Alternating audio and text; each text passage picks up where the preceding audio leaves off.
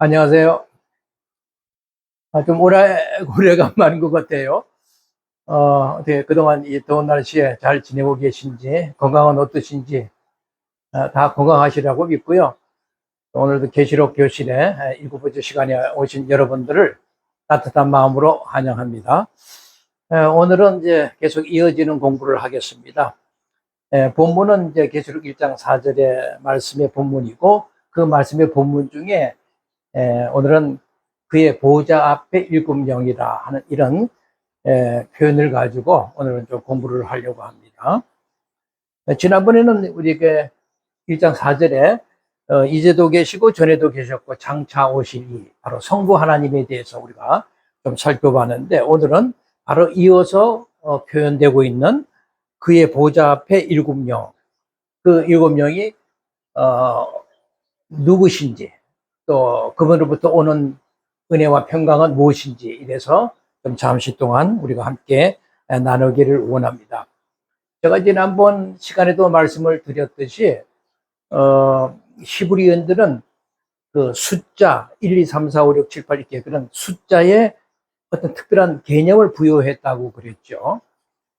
그래서 이 일곱이라는 숫자에는 어떤 개념을 부여했냐면은 충만, 그다음에 전체, 온전하다, 또는 완전하다 등 이런 좋은 그 의미들을 여기 일곱이라는 숫자에 부여되고 있습니다. 그것을 제가 이제 게마트리아라고 한다는 말씀을 드린 바 있고요. 그러니까 일곱 교회에 사도 요한이 편지했다라고 하는 의미는 그 딱 일곱 교회만을 의미하는 것은 아니죠. 1차적인 그 교회는 그 일곱 교회인데, 이제 전체적으로 볼 때, 넓은 의미로 볼 때는 오고 가는 모든 시대의 교회들, 지역을 초월해서 모든 생존했던 교회들을 다 포함한 전체 교회를 묘사하면서 일곱이라는 숫자를 가지고 그렇게 표현했다라고 말씀을 드린 바 있습니다.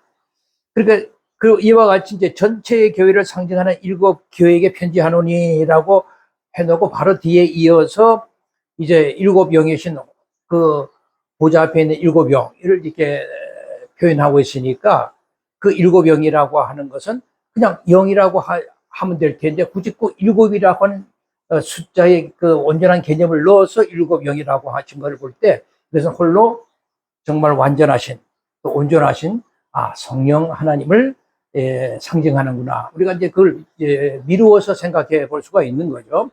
그러니까 앞절 1장 4절에서는 이제도 계셨고 전에 계시고 장차 오실이라는 성부 하나님이 먼저 이렇게 표현이 되었고, 그리고 이제 우리가 다음번에 우리가 공부할 이제 1장 5절을 넘어가면 거기 이제 예수 그리스도의 얘기가 등장하거든요. 근데 그 중간에 표현된 것이 뭐냐면 그 보좌 앞에 일곱 영이다, 이렇게 이제 한 걸 보면은 성부 하나님, 성자 하나님 그 사이에 낀 이 보좌 앞에 일곱 영이라고 하는 것은 성령 하나님이 얘기구나. 이건 뭐 그냥 미뤄 짐작할 수가 있는 것입니다. 그럼에도 불구하고 어떻게 그 보좌 앞에 일곱 영을 우리가 성령 하나님이라고 이렇게 상징하는 것인가, 그런 것들을 좀 살펴볼 필요가 있죠.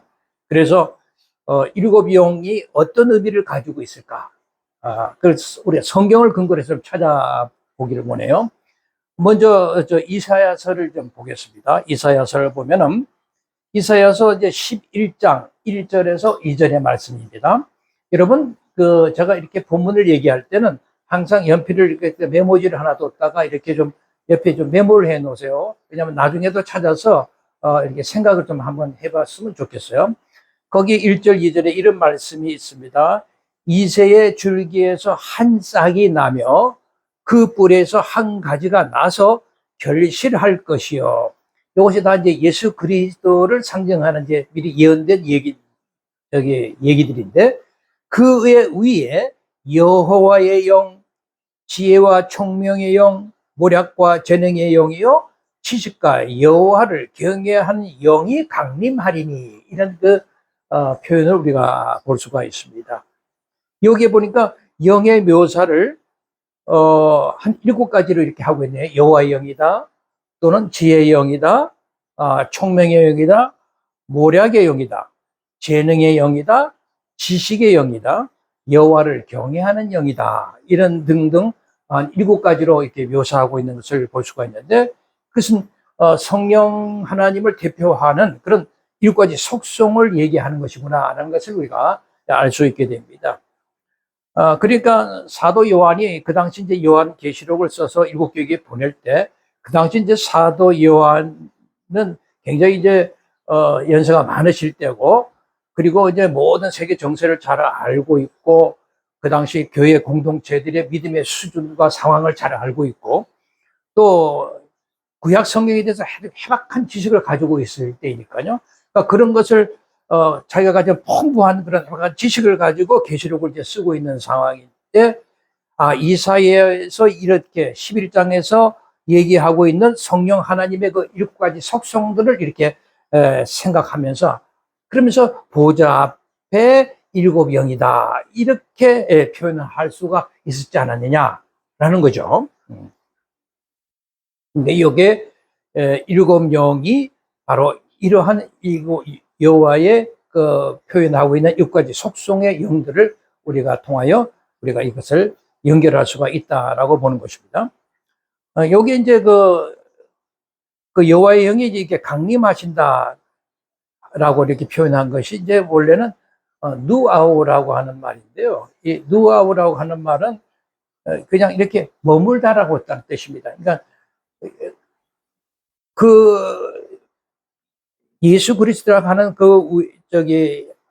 위에 하나님의 영이 언젠가 때가 되면 이렇게 강림한다는 의미가 아니라, 항상 그분은 영이 항상 머물러 있는 상태다라고 하는 의미로 해석하는 것이 더 이제 옳다라고 저는 봐요. 그래서 이거를 경외하는 영이 강림하시리니 보다는 머무리시리니 이렇게 번역을 했으면 더 좋겠다는 이제 개인적인 소원을 말씀을 드리고, 그 다음에 우리가 보면은 이제 계시록에서 우리가 1장 4절에 보좌 앞에 7영을 그 계시록에서 한번 또 찾아보자 이거죠.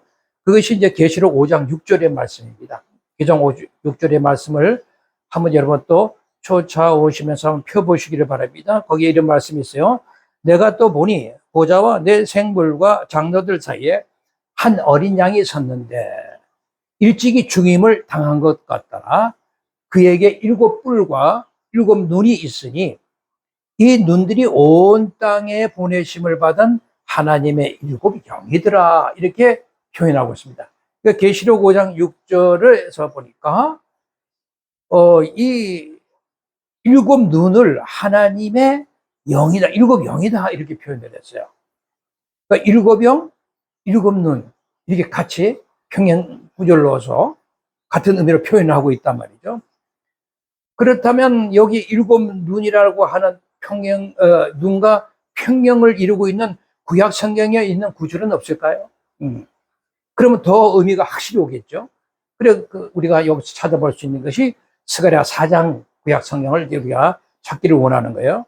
여러분 이제 이 구약 성경 스가랴서 4장을 좀 펴시길 바랍니다.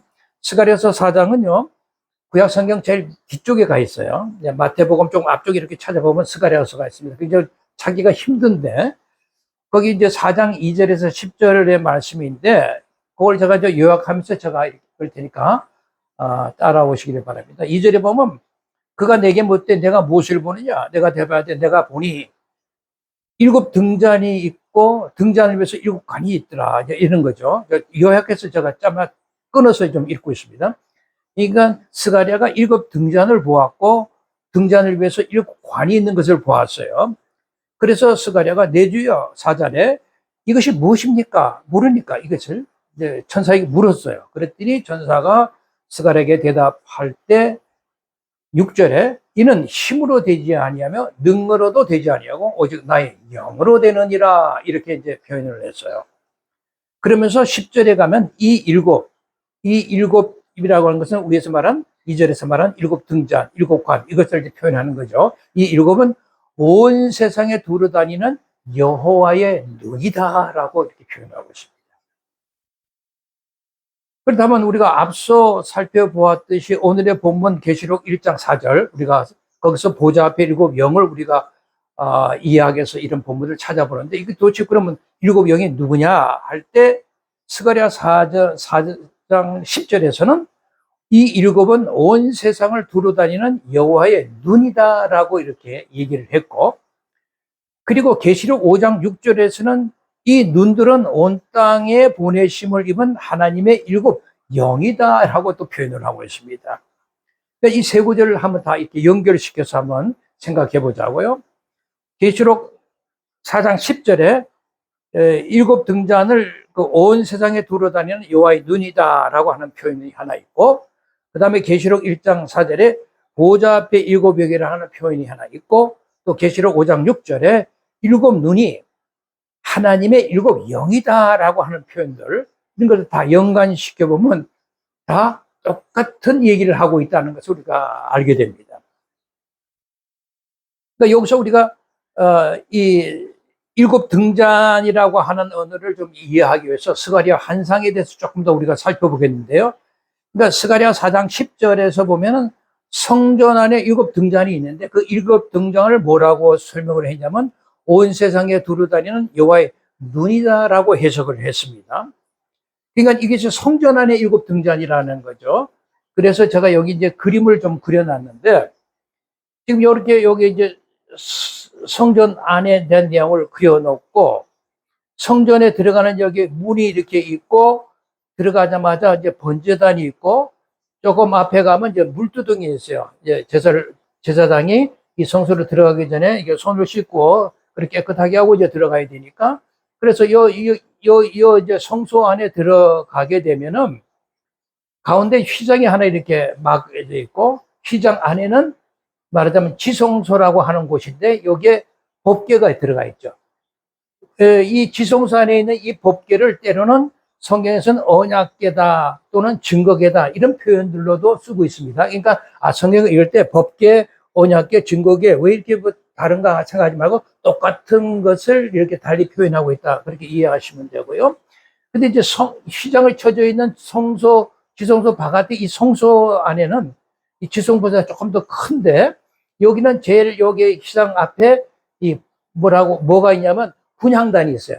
창을 비워서 이렇게 분향하는 분향단이 있고, 그 다음에 이쪽 오른쪽에 떡상이 있습니다. 그러니까 진설병 이렇게 12지파를 상징하는 떡 12개가 이렇게 쫙 이렇게 놓아있는 떡상이 이렇게 있고, 그 다음에 이쪽에 반대편 쪽에 말하자면 이 촛대가 있습니다.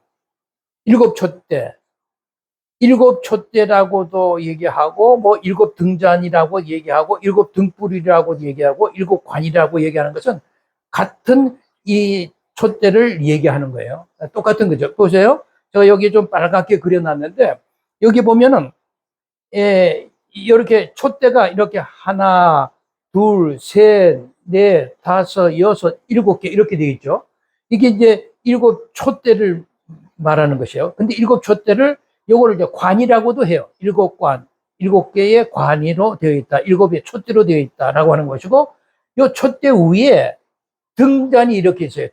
등잔이 이렇게 일곱 개가 이렇게 놓여 있죠. 일곱 개가 놓여 있고, 그리고 그 위에 이제 기름을 부어서 여기다가 불을 비추면 여기 불이 이렇게 피고 있을 거 아니겠습니까?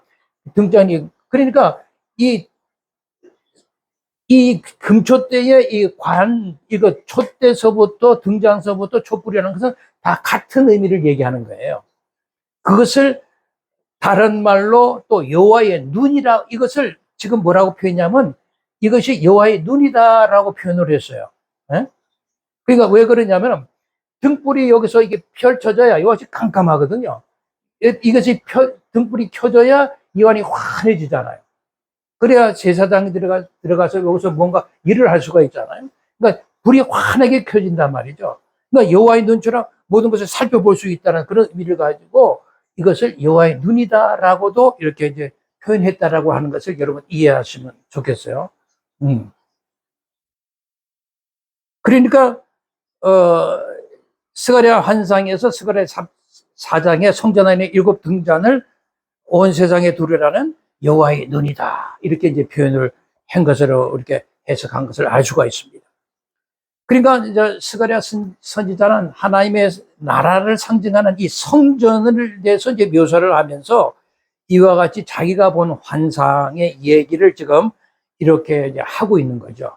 근데 스가랴가 이런 환상을 보게 된 이 시기에 왜 이런 환상을 보았을까? 왜 하나님이 스가랴를 통해서 이 환상을 주었을까? 라고 하는 것을 생각하면 그 시대의 상황을 우리가 좀 이해를 해야 됩니다. 그 시대의 상황 속에서 이런 환상을 보았기 때문에, 그러니까 스가랴가 이런 환상을 보게 된 것은 그 당시는 이스라엘 백성들이 이제 바벨론으로 본으로 잡혀갔다가 그러고 나서 70년 세월이 흘렀어요. 그러고 나서 바벨론이 망하고 페르사 시대가 와서 페르사 시대에 그 고레스 왕 때에 하나님의 예언대로 말하자면 그 1차적으로 그 예루살렘에 이제 돌아왔을 때 이게 돌아온 사람이거든요. 돌아와서 이렇게 보니까 예루살렘이 완전히 뭐 폐허처럼 방치되어 있죠.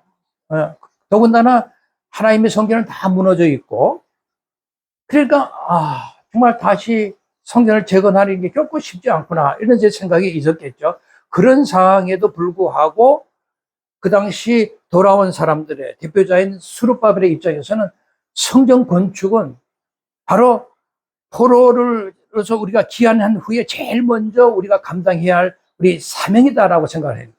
그것은 이스라엘 전체의 시대적 사명이기도 했고요. 그런 시대적인 상황 속에서 하나님께서는 스가랴 선지자에게 이 환상을 보여준 거죠. 그 환상 중에 오늘 우리가 읽은 것이 이제 스가랴 4장 10절의 말씀인데, 거기 이제 7관이 있고 7등장이 등장하고, 그리고 여기 이제 7등장 옆에 2 감람나무가 있다라고 이제 그 환상에서는 그렇게 표현을 하는데, 그래서 그 2 감람나무에서 기름이 계속 7등장으로 계속 흐르는 거죠. 기름이 흘러서 항상 등장 불이 꺼지지 않도록 계속 피어 있는 것입니다.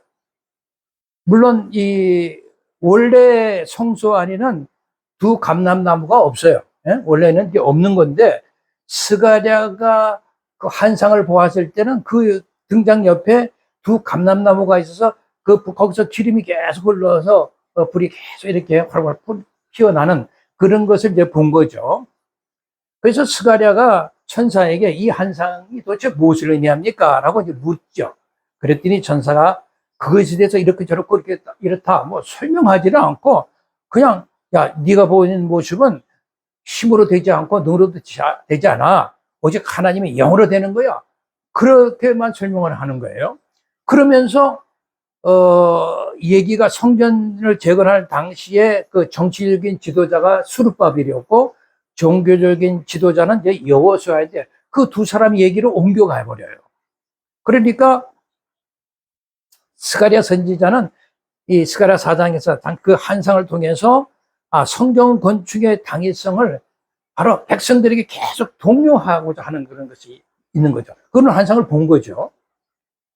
그래서 이 사도 요한이 바로 계시록을 이렇게 써내려가면서 바로 스가랴 4장에 이 스가랴가 보았던 그 당시 시대 상황에서 본 그 환상을 배경으로 해서 지금 계시록을 가지고 쓰면서 이렇게 당시 짐승으로 상징되는 그 로마 제국의 황제의 강력한 힘, 강력한 능력을 통치하는 그 세상에서 하나님은 어떻게 당신의 통치를 이루어 가실지 거기에 대한 답을 찾으라고 한 거죠. 그래서 여기서 힘으로도 되지 않고 능으로도 되지 않는다라고 하는 건 뭐예요? 그런 황제에 가지고 있는 어떤 힘이나 능력 그런 거로 되는 게 아니라는 거죠. 오로지 하나님의 성전은 뭐로 된다? 하나님의 영으로만 된다. 이것을 얘기해 주고 있는 겁니다. 그것을 보여주는 거죠.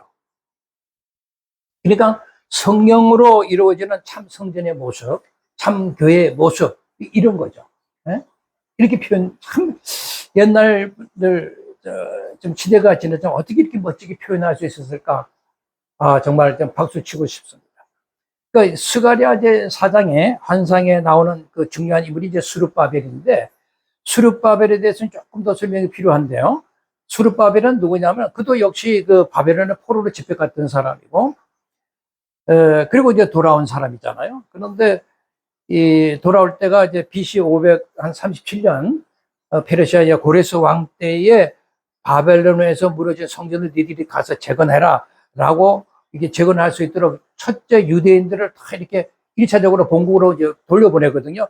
그때 이스라엘 돌아올 때 그 지도자 역할을 했던 사람이 스룹바벨이에요. 그리고 와가지고 자기의 최고의 임무가 뭐냐, 성전 재건에 있죠.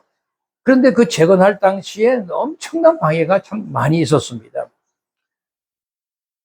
그가 말하자면 그 성전을 재건할 당시에는 고레스 왕은 이미 이제 죽어서 떠났고, 그 후에 그 다리오 왕이 이제 통치할 때인데, 다리오 왕은 페르시아의 전 제국을 이렇게 통치하면서 항시 그 위험을 느끼는 지역이 하나 있었는데, 그 지역이 뭐냐면 애굽이었어요. 애굽에서 항상 그 반란을 일으키지 않을까 하는 그런 위험을 항상 이렇게 좀 느끼고 있어서, 항상 그 애굽을 주시하면서 애굽이 나에게 잘 충성하느냐 하지 않느냐 그런 걸 늘 확인하고 있었고, 그리고 만약을 대비해서 항상 군대를 늘 이렇게 훈련하면서 정비를 하고 있었던 상황이거든요.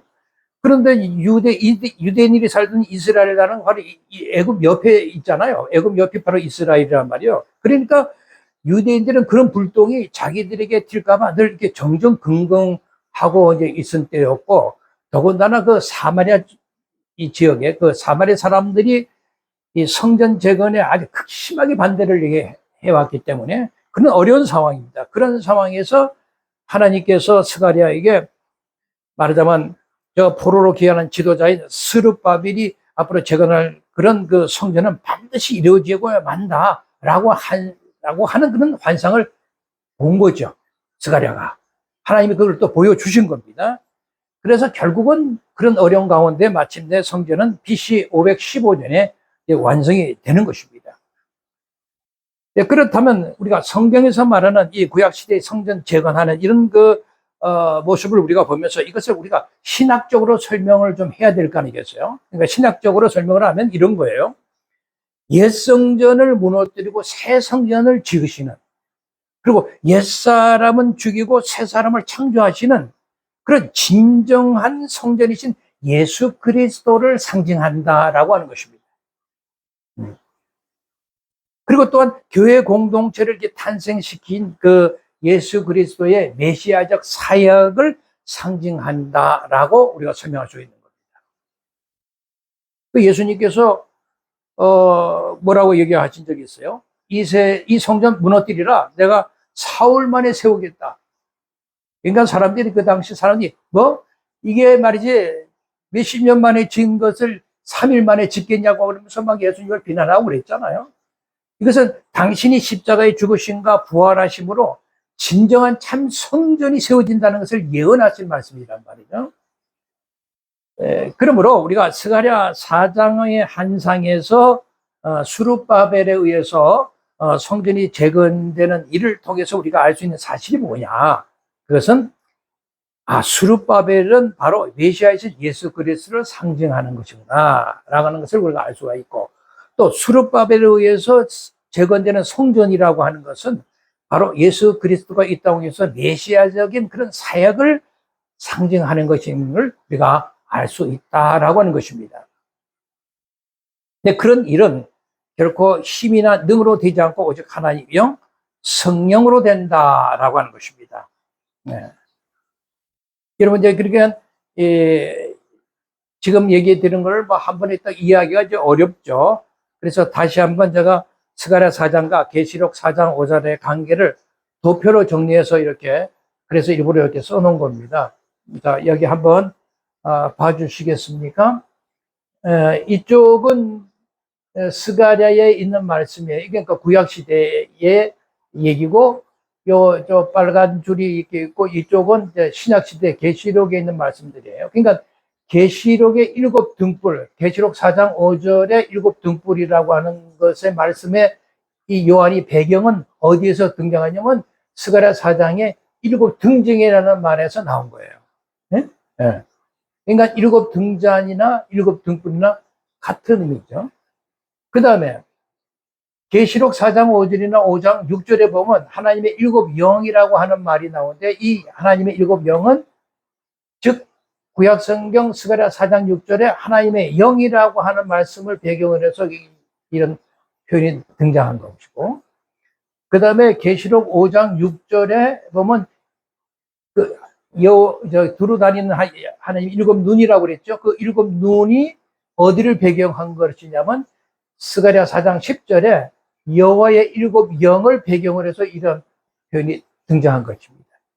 그러니까 구약시대 스가랴 4장에 나오는 일곱 등잔이다, 하나님의 영이다, 일곱 영이다고 하는 이런 표현들은 다 똑같은 표현이에요. 그러니까 스가랴 4장 2절에 일곱 등잔을 스가랴 4장 10절에서는 여호와의 일곱 영이라고 표현을 하고, 또 일곱 등잔을 하나님의 영으로도 표현을 했고, 여호와의 일곱 영을 또 하나님의 영으로도 표현했어요. 그러니까 이렇게 저렇게 이렇게 다 똑같은 표현을 좀 달리 표현을 하고 있다. 이런 것들이 또 계시록에 와서도 마찬가지로 일곱 등불이다, 하나님의 일곱 영이다, 또는 일곱 눈이다, 이런 식으로 달리 표현했지만 다 무엇을 가리킨다? 성령 하나님을 가리키는 표현이다 라고 하는 것입니다. 예. 그것을 이제 도표로 보면 쉽죠, 이해가.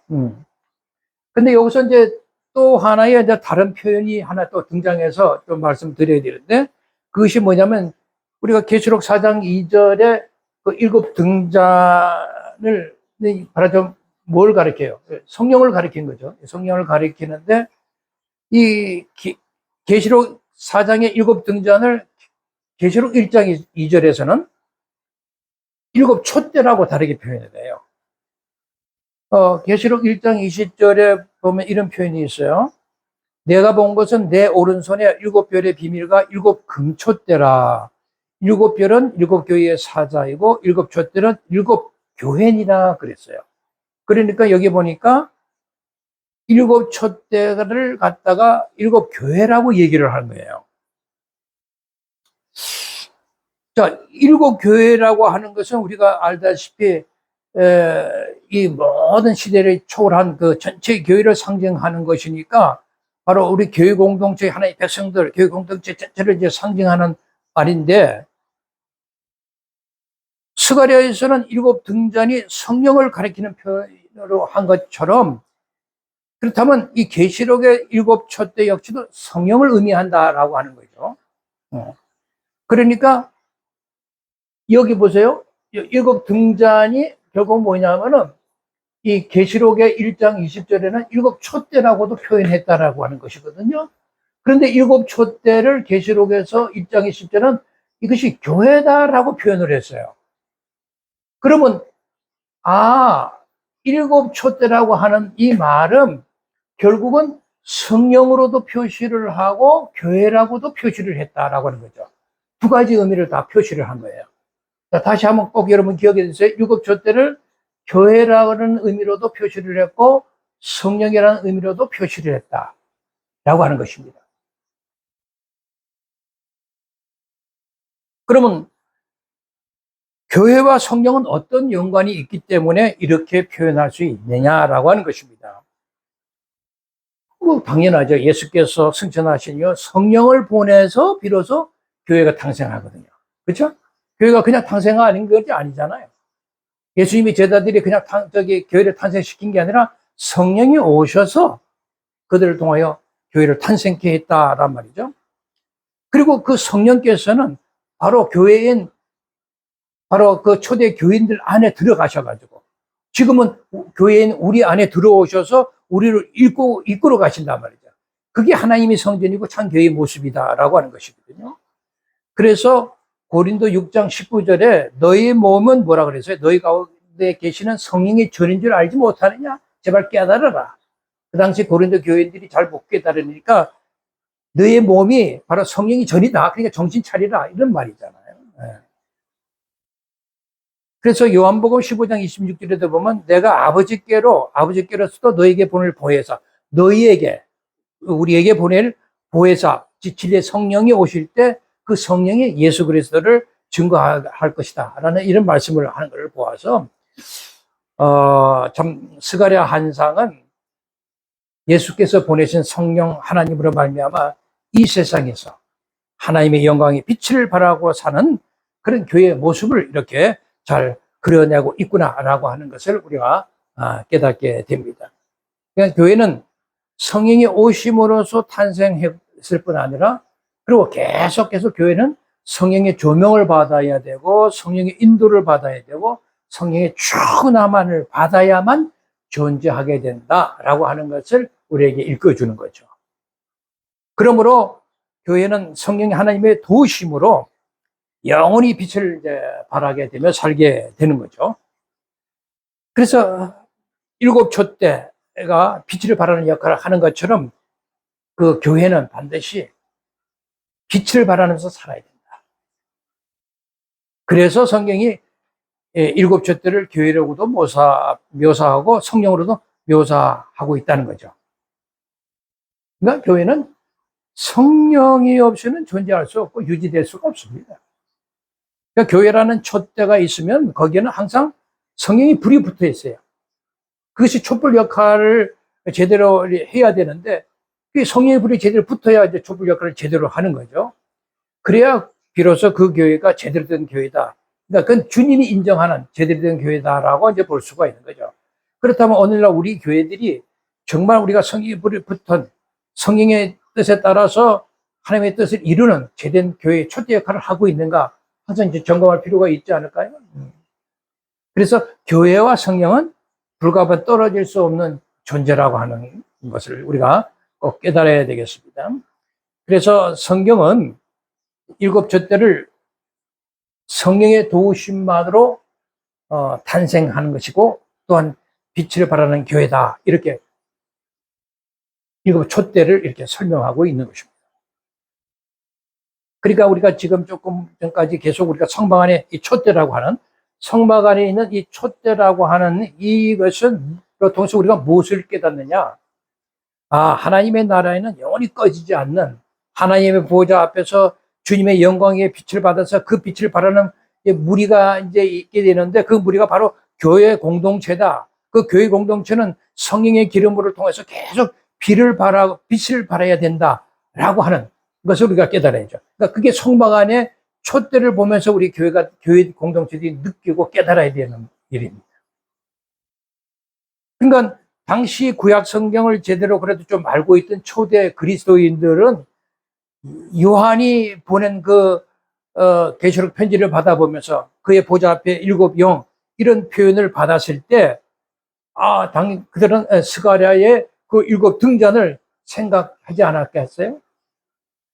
그 일곱 등잔에 부어지는 감람유, 이 감람유도 이제 성령을 상징하는데 그 감람유로 등장 위에 열이 꺼지지 않는 불, 그 불을 스가랴가 보았단 말이에요. 그 한상을 떠올리면서 천사가 스가랴에게 설명해준 그 한상의 의미를 되새기면서 그 글을 읽었지 않았겠느냐는 거죠. 그래서 이는 힘으로 능으로 되는 것이 아니죠. 그 당시에 뭐 통치자들, 세상 통치자, 황제들 그런 힘과 능력으로 건물을 짓고 뭐 거대한 뭐 이런 엄청난 이 화려한 건물들을 짓는 그런 것이 아니다 말이에요. 하나님의 영으로만 이 교회가 되는 거죠. 교회라고 하는 이 촛대는 하나님의 영으로만 되는 것이다. 그렇게 되새기면서 하나님의 백성으로서의 본연의 삶을 살아야 되겠구나. 그런 걸 또 좀 이렇게 확인하지 않았겠느냐라고 하는 거죠. 여기 이제 능으로 되지 않고 하나님의 영으로 된다라고 하는 이 말씀, 제가 이제 보통 우리가 이제 하나님의 영으로 뭐든지 이제 이루어진다라고 할 때 도대체 하나님의 영이 뭘까? 이게 대체적으로 굉장히 좀 막연하거든요. 하나님의 영, 이게 영으로 된다. 그럼 뭐를 말하는 걸까? 이제 보통 우리가 이제 신학교에서는 이 하나님의 영 그럴 때 이게 이제 히브리어로는 이제 뭐냐면 르아우거든요. 르아우인데 이걸 이제 헬라어에서는 이제 푸뉴마라고 합니다. 이게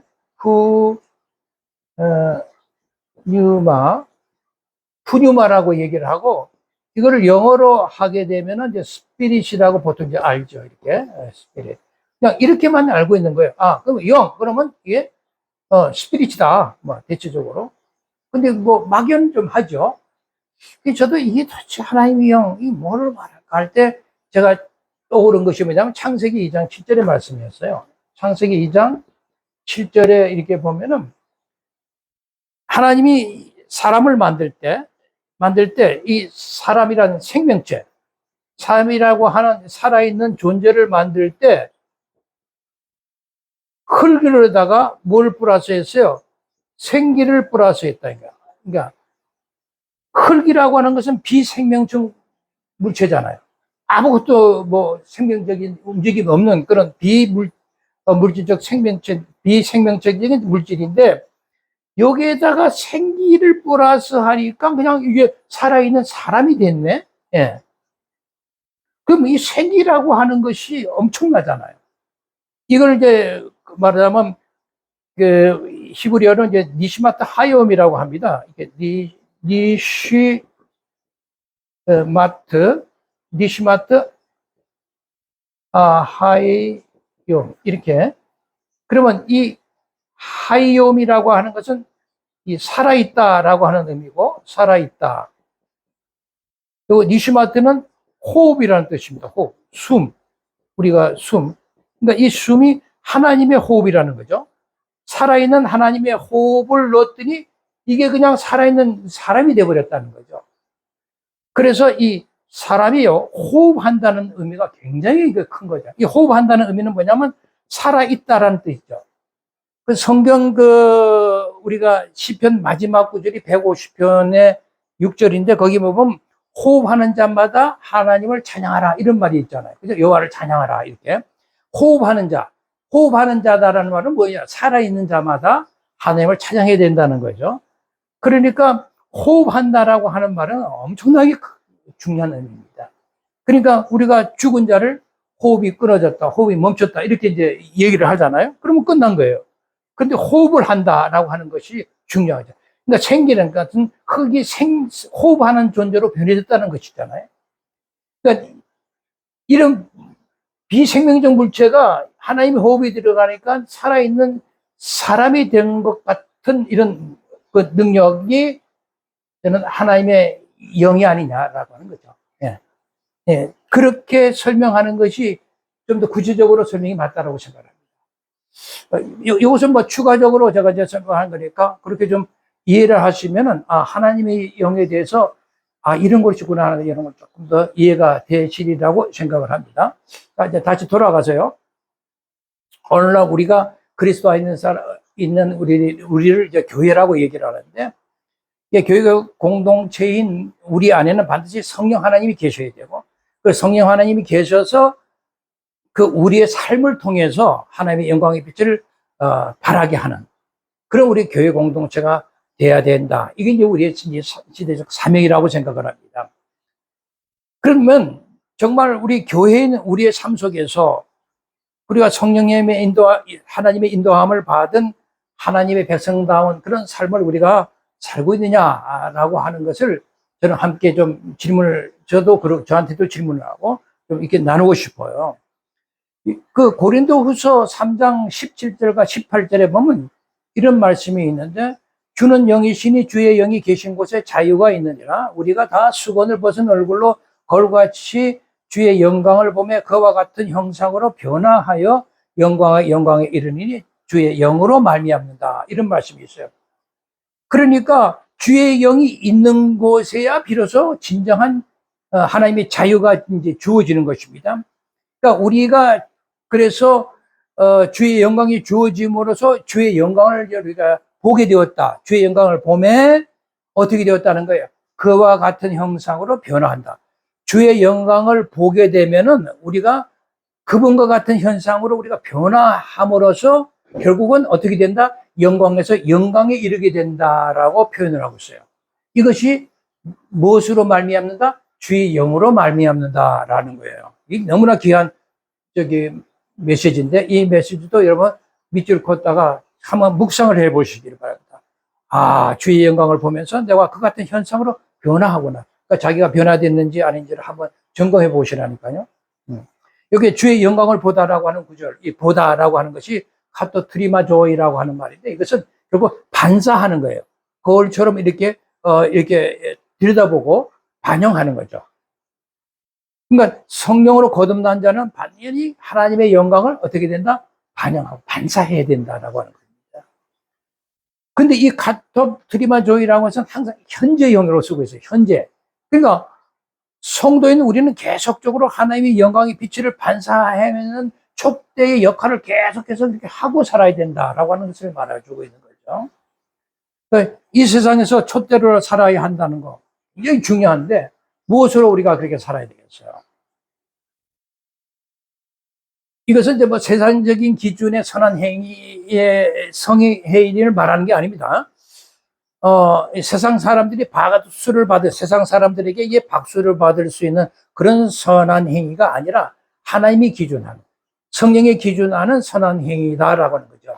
그게 뭐냐 하면은 요한복음 15장을 한번 펼쳐보시길 바랍니다. 이것도 꼭 밑줄 쳐서 메모를 해두세요.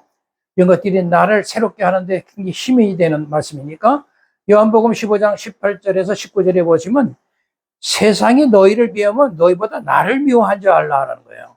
예? 세상이 우리를 미워하면 예수님을 더 미워하시는구나. 미워하는 거라고 깨달아야 된다. 그죠? 그리고 너희가 만약에 세상에서 했다면 세상이 자기 것을 사랑할 거니까 세상이 너희를 사랑할 것이다. 왜? 세상에 속했으니까. 그런데 너희가 세상에 속하지 않은 자이기 때문에 내가 너희를 택한 자이기 때문에 세상이 너희를 미워한다는 거예요. 이게 성경의 진술이에요. 그러니까 주님께서 지금 우리 교회가 이 세상에서 우리가 빛과 소금의 삶을 살수록 세상은 너희를 미워한다네요, 오히려. 그러니까 세상이 우리가 빛과 소금의 역할을 잘하고 그게 사는 걸 보고 야, 저 사람들 멋지게 사냐고 박수 치지 않는다는 거죠. 오히려 그 빛과 소금의 역할을 하고 그 맛을 내는 성도들을 오히려 미워한다는 거예요. 그게 성경의 진술이에요. 제가 얘기하는 게 아니에요. 그러니까 성경이 말하는 착한 행실이라고 하는 것은 세상이 미워하는 착한 행실이구나. 그렇게 우리가 이해가 되는 거죠. 이상하게 들리죠? 그죠? 그러니까 예수님의 착한 행실이라고 하는 것은 이 세상에서 어떤 모양으로 나타나는지 여러분 성경을 읽으면서 여러분도 어느 정도 아실 거 아니에요. 그런 설교도 많이 들었을 것이고 그분의 착한 행실은 오직 하나님, 성부 하나님의 순종으로서 나타났잖아요. 그리고 항상 자기를 비웠어요. 그냥 자신의 위치를 다 내려고 비참한 인간의 모습으로 종으로 와서 매맞고 얻어맞는 모습으로 오셨잖아요. 그렇게 또 사셨고 언제나 자기 자신을 나타내는 게 아니라 자기 부인으로 자기를 부인해요. 그렇게 나타나셨고 그래서 대속의 십자가에서 죽은 모습으로 나타난 것이 그분의 착한 행실이라니까. 예. 그러니까 교회 공동체라고 하는 성도라면은 우리의 삶 가운데 주님이 그렇게 하셨던 새 창조적인 행위, 그것은 정말 새 창조적인 행위예요. 인간들이 세상에서 할 수가 없는 새 창조적인 행위인데 순종, 비움, 자기 부인, 십자가를 짓고 쫓는 이런 모습으로 하나님의 구원 사역을 이룬 그런 도구의 삶을 사신 그 삶을 우리 성도들이 배워서 성도들이 그런 세상의 착한 행실을 해야죠. 그러한 착한 행실이 세상에 보여주면 그 자체가 하나님께 영광이 되는 거죠. 하나님이 제가 진짜로 기뻐하기 정말 잘하는구나 박수 치실 거예요. 그러니까 우리 교회 공동체가 당연히 해야 할 것이 뭐냐? 예수님의 착한 행실로 우리는 세상에 나타내자 하는 거죠. 사람들이 미워하고 핍박하고 뭐 잘난 척하네 어쩐 소리 비난 무시하고 예수님이 하신 그 착한 행실로 살자. 그러니까 하나님의 영광에 돌리는 삶, 정말 빛을 발하는 우리 교회 공동체의 삶이라는 것이 무엇이냐면 보좌 앞에 그림 때문에 보좌 앞에 촛대가 하나님의 빛을 이렇게 계속 반사해서 빛을 비치는 것처럼 빛으로 오신 그 예수님이 살아가신 그 빛의 삶, 그 빛의 삶으로 사는 것이 우리가 빛을 비치는 삶이죠. 그죠? 그런 빛을 우리가 살아가야 된다는 거예요. 그것이 하나님의 영광을 나타내는 삶이다. 성경은 그걸 얘기한다. 그러니까 교회 공동체는 예수님의 빛을 그대로 반사하면서 사는 것이 그게 이제 진짜 교회이죠. 그런 우리의 삶을 본다면 세상들이 저 사람들이 미친 거 아니야? 뭔가 우리하고는 다르네. 이렇게 얘기를 하겠죠. 그러니까 여러분 하나님의 증인으로 하나님의 빛으로 우리가 이 세상을 살아갈 때 그런 그리스도의 삶의 모습은 절대로 여러분 이런 거 아니에요. 만사 형통합니다. 절대 아닙니다. 야, 여유만만하고 일사천리로 모든 것이 다 진행됩니다. No, 이거 아닙니다. 그건 교회의 삶을 얘기하는 게 아니에요. 오히려 빛의 삶에는 핍박과 고난이 있다는 것을 잊지 마세요. 진짜 그렇게 살면은. 오히려 정말 그렇게 살면 사람들이 잘난 척 하냐 하고 비난할걸요. 그러니까 우리가 빛으로 그래도 살아야죠. 그럴 때 사람들이 비난하거나 말거나 힘이 들면은 먼저 살다가는 우리 신앙의 선배들, 특히 초대 그리스도인들을 한번 생각해보세요. 엄청난 그들은 요한계시록을 받았을 때 그 초대 교인들은 뭐 엄청난 고통과 핍박 속에서 살았잖아요. 그렇게 자신감이 없이 그 핍박 속에서 살던 이국 교회 성도들이 이 요한계시록을 받아서 읽다가 야, 보좌 앞에 계신 7 영으로부터는 이 엄청난 은혜와 평강이 있다는 사실에서 얼마나 큰 위로를 받았을까요? 그리고 그들은 교회라는 것은 뭐 세상의 어떤 힘이나 능력으로 되는 게 아니라 반드시 하나님의 영으로 되는 것이나 이런 걸 깨달은 거죠. 저는 그 영을 하나님의 생기라고 이제 얘기를 드렸는데, 그걸 깨닫게 되면 우리는 미약하지만 하나님께서 반드시 이뤄내신다라고 하는 사실을 믿을 때 그 안에 우리가 안도심을 쉴 수가 있는 거죠. 그럴 때 우리 그리스도의 평안이 우리에게 오는 거고.